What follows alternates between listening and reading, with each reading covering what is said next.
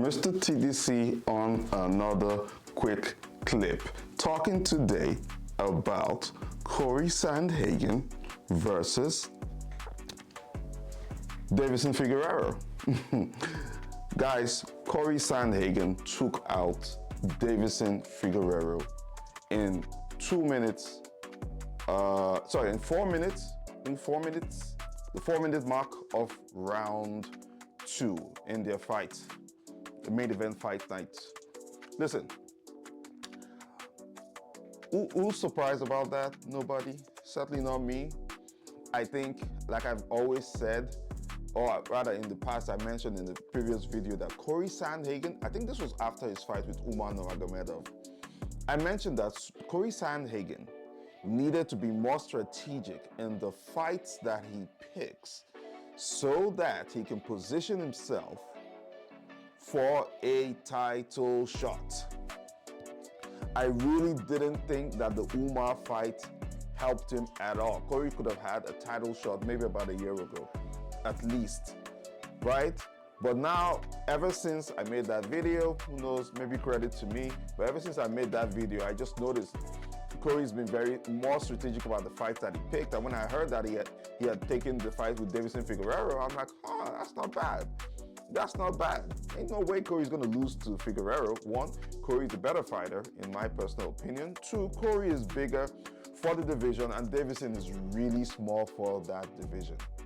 Corey has a better fight IQ, and if Corey wins, I don't care if you tell me that Deiveson is too small, or if Corey wins, Corey's gonna get himself a title shot.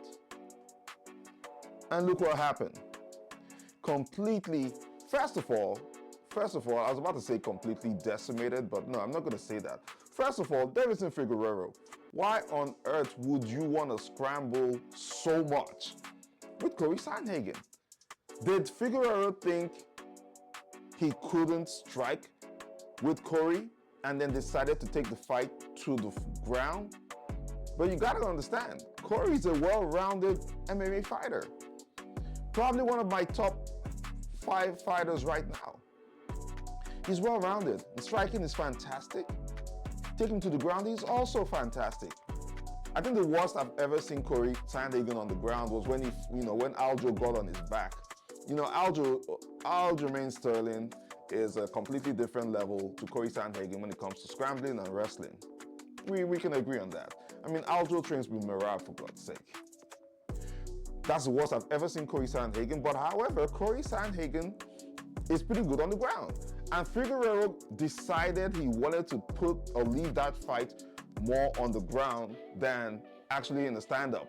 When I think he should have just equally mixed them out. He should have put a lot more of the striking, and every now and then, level change and threaten with the takedown.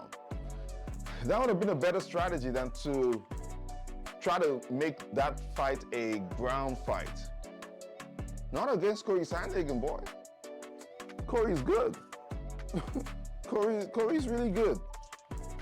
And I've always said it, my dream fight right now, my ultimate dream fight, I'm not even gonna kid you guys. I would love to see Corey Sandhagen versus Sugar Sean O'Malley. We may get a chance to see that after O'Malley fights Merab, but I'm not gonna hold my breath, right? I'm one of those people who thinks that the second fight with Merab is definitely gonna go almost the same way the first fight went. I think Merab is just gonna be too much of a machine for O'Malley. I think Merab is going to take him to the ground and put all that pressure on him. All that cardio is going to come out once again. Injury or no injury on O'Malley's side, I think Merab gets it done, unfortunately. But in the dream world, if Merab doesn't get it done, in the dream world, if let's say, Merab doesn't get it done, and O'Malley actually wins, Corey Sandhagen should be next person to get that title fight. And if Merab loses, if Merab wins, I'm sorry guys. If Merab wins, Corey Sandhagen should still get a title shot. And after Corey fights Merab, if he loses, listen, go back and fight Sean O'Malley. I want to see Corey Sandhagen versus Sean O'Malley. I think that's just what I'm trying to say. I want to see Corey Sandhagen versus Sean O'Malley. I need that fight in my system. I really do. Mr. TDC, signing off. Peace.